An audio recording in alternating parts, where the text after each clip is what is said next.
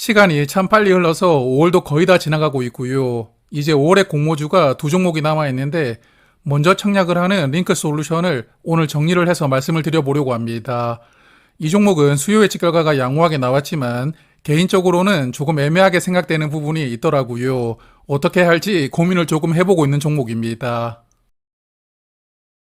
자, 링크 솔루션 이번 주 화요일과 수요일 일정으로 청약하고요. 환불금을 30일 금요일에 돌려받게 되고 환불 기간은 이틀로 청약이 진행되고요. 그리고 상장일이 6월 10일 화요일로 예정이 되어 있는데 이번 주 후반부에 청약하는 GC지놈은 현재 11일 수요일에 상장하는 것으로 예정이 되어 있더라고요. 그래서 두 종목은 각각 상장하게 되는 일정이기 때문에 상장 일정은 무난하게 잡혀 있습니다. 자, 그러면 수요 예측 결과를 살펴볼 텐데 기관 경쟁률이 1159대 1이었고 2202개 기관이 참여를 했더라고요. 기관 경쟁률도 무난하게 나왔고 기관 참여 수도 무난하게 나왔지만 의무 확약을 신청한 비율이 1.8%였거든요. 확약을 신청한 기관이 거의 없었는데 길게 보유를 하면서까지 꼭 받고 싶다는 그런 생각을 했던 기관들이 거의 없었거든요. 그렇기 때문에 수요 예측 결과는 그냥 양호한 수준이라고 생각합니다. 그리고 의무 확약은 수량 기준으로는 1.8% 신청이 들어왔고 건수 기준으로는 1.6% 신청이 들어왔더라고요. 그래서 최종 배정에서는 확약이 조금 늘어나긴 하겠지만 신청 비율이 높지 않았잖아요. 확약이 조금 크게 늘어난다 하더라도 10%를 넘겨서 확정되기는 조금 어렵지 않을까 예상합니다. 그리고 공모가는 23,000원인데요. 상단 가격인데 수요 예측에 참여했던 기관 대부분은 상단 이상으로 가격을 신청했더라고요. 그렇기 때문에 공모가는 무난하게 수요 예측 결과를 반영을 했다고 생각하고 링크 솔루션은 이번에 207억 원을 모집하게 되고요. 공모가 기준 시가총액은 1283억 원으로 상장하게 됩니다. 자, 그러면 수요 예측 결과는 일단 이 정도로 마무리를 하고 회사에 대해서 조금 말씀을 드려보겠습니다. 링크 솔루션은 3D 프린터를 만드는 기업인데요. 3D 프린터 다들 아시겠지만 이렇게 입체적인 물건을 만들 때 사용하는 프린터이거든요. 초창기에는 장난감 같은 단순한 제품을 만드는 용도로 활용이 되었지만 기술이 점점 발달할수록 산업 현장에서 널리 보급되고 있다고 하더라고요. 특히 최근에는 플라스틱뿐만 아니라 금속으로 부품을 만들 수가 있다 보니까 항공 부품이나 국방용 무기 부품 같은 이런 금속 부품도 3D 프린터로 제작이 되고 있다고 하고 그리고 아디다스는 일부 신발 라인업을 3D 프린터로 제작을 하고 있다고 합니다. 그래서 이렇게 점점 활용도가 넓어지고 있고요. 시장이 점점 확대가 되고 있는 그런 추세라고 합니다. 그리고 링크 솔루션은 3D 프린터를 전문적으로 만드는 업체답게 다양한 산업에 활용되는 프린터를 개발하고 판매를 하고 있다고 하던데요. 여기 화면을 보시면 첫 번째 프린터와 두 번째 프린터는 플라스틱을 사용하는 프린터라고 합니다. 첫 번째 제품은 대량 생산이 가능하도록 빠르게 만들 수 있다는 장점이 있다고 하고요. 가운데 프린터는 조금 느리지만 보다 정밀하게 만들 수가 있다는 그런 장점이 있다고 합니다. 그리고 마지막 세 번째 프린터는 금속 소재를 활용해서 만드는 프린터라고 하는데요. 스마트워치나 반도체 관련 부품을 만들 때 현재 사용이 된다고 합니다. 그래서 이러한 3D 프린터를 만들어서 판매하는 것이 주력 사업이고요. 매출의 약 85%를 프린터를 만들고 판매해서 올리고 있고 그리고 프린터를 구매하지는 않고 필요한 제품을 그때그때 조금 만들어 달라고 요청하는 기업들도 있다고 하더라고요. 그래서 여기 보시면 3D 프린팅 서비스 이게 위탁 생산을 의미하는데 작년 기준으로 보면 매출의 약 10% 정도를 차지하고 있습니다. 그래서 지금까지는 장비를 만들고 판매를 하는데 주력을 했지만 이제는 서비스 쪽 사업을 확장을 해보겠다는 계획을 가지고 있더라고요. 3D 프린터를 보유하지 않고 부품을 생산하는 기업들을 대상으로 반도체 섹터 같은 파운드리 전문 생산 시설을 만들고요. 본격적으로 서비스 사업을 확장할 계획이라고 하더라고요. 그래서 이번에 조달하는 공모 자금의 대부분도 파운드리 생산 시설을 만드는 신규 사업에 투입을 한다고 합니다. 그리고 실적을 체크를 해보니까 23년에는 영업이익이 흑자가 나왔지만 24년에는 마이너스 40억 원으로 적자 전환했더라고요. 그래서 현재 실적이 적자 상태이기 때문에 실적 측면으로 보면 좋아 보인다고 말씀드리기는 어렵거든요. 그래도 매출액이 매년 30억 원 정도는 늘어나고 있는 추세이기 때문에 매출 측면에서 보면 회사를 잘 성장시키고 있는 기업이라고 생각이 들었고요. 그래서 이 종목은 기술특례 조건으로 상장하게 되는데 27년 실적을 추정을 하고 공모가를 선정을 하더라고요. 27년이 되면 매출액은 약 600억 원, 그리고 순이익은 134억 원이 될 것으로 추정을 했던데 매출액 기준으로 보면 24년 대비 거의 5배가 넘는 아주 빠른 성장을 할 수 있다고 추정을 했더라고요. 그래서 기술특례 조건으로 상장하는 대부분의 공모주처럼 이 종목도 장밋빛으로 미래를 아름답게 그리면서 시장에 대비를 하는 종목입니다. 그렇지만 증권신고서를 보니까 27년까지는 모르겠고요. 과연 올해 추정했던 실적을 달성할 수 있을까라는 의심이 생기던데 이 종목은 1분기 매출액이 14억 원이었습니다. 그리고 현재 수주 잔고가 59억 원 정도 남아있다고 하거든요. 그러면 1분기 매출액과 수주 잔고를 합쳐보면 올해 약 73억 원 정도는 매출이 확보가 되어 있다고 볼 수가 있거든요.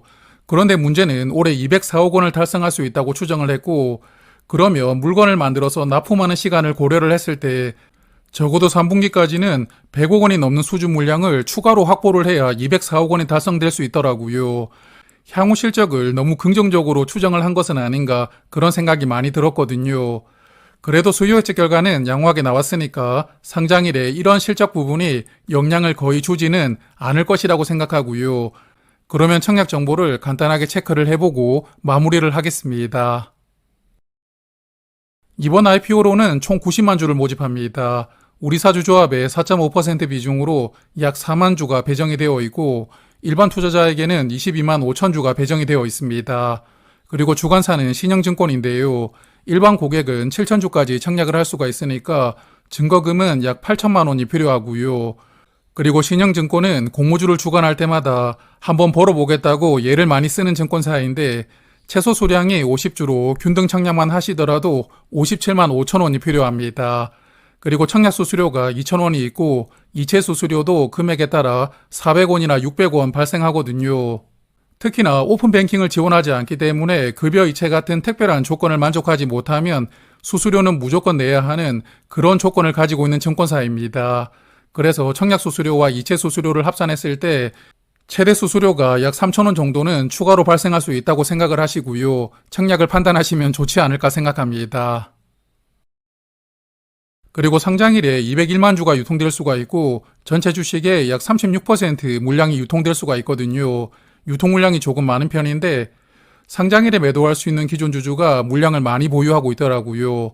기존 주주는 117만 주로 전체 주식의 약 21% 물량을 상장일부터 매도를 할 수가 있기 때문에 이 종목도 기존 주주가 상장일 흐름을 좌우할 수가 있는 그런 조건입니다. 그래서 기존 주주의 구성을 보니까 재무적 투자자는 105만 주, 개인 주주는 12만 주를 보유하고 있더라고요. 기존 주주의 대부분이 재무적 투자자로 구성이 되어 있으니까 이 친구들이 상장일의 흐름을 조금 만들어주길 기대를 해봐야 될 것 같습니다. 그리고 최근에 주식이 발행된 이력을 보니까 기존 주주들이 주식을 굉장히 싸게 취득을 했더라고요. 22년과 23년에 취득했던 약 80만 주는 주당 8,200원이니까요. 공모가 절반 이하 가격으로 취득을 했고 24년도에 취득을 했던 여기 77만 주는 주당 15,600원으로 취득을 했더라고요. 그래서 작년에 취득했던 주주들도 공모가 대비 약 30% 정도 낮은 가격으로 취득을 했는데 그렇기 때문에 기존 주주 대부분은 공모가보다 적어도 30% 낮은 가격으로 이 종목을 취득을 했다고 볼 수가 있겠고요. 상장일에는 공모가 근처에서부터 기존 주주의 물량이 적극적으로 나올 수가 있는 조건입니다. 그리고 최근에 공모주 분위기를 살펴보니까 일단 최근 공모주들은 수요 예측 결과가 모두 좋았거든요. 상장일에도 좋은 시세가 나오고 있고 그리고 달바글로벌은 상장일에 공모가 2배를 넘기지는 못했지만 상장일 다음 날부터 주가가 크게 상승하고 있더라고요. 그리고 오늘도 크게 상승을 했던데 그리고 인투셀도 마찬가지로 오늘 크게 상승을 하고 마감했습니다. 그래서 최근 두 종목은 상장일보다 그 다음날 주가가 더 크게 상승하는 조금 특이한 흐름이 나오고 있고요. 그렇지만 상장일만 보면 시초가 대비해서 주가가 얼마 올라가지 못하고 내려왔거든요. 달바글로벌은 8%, 인투셀은 2%만 상승하고 시초가를 깨고 내려왔거든요. 그러므로 시초가부터 적극적으로 매수를 하려는 수급이 조금씩 줄어들 수 있는 그런 분위기가 나오고 있는데, 다만 다음 주에 상장하는 키스트론이 또 조건이 괜찮으니까요.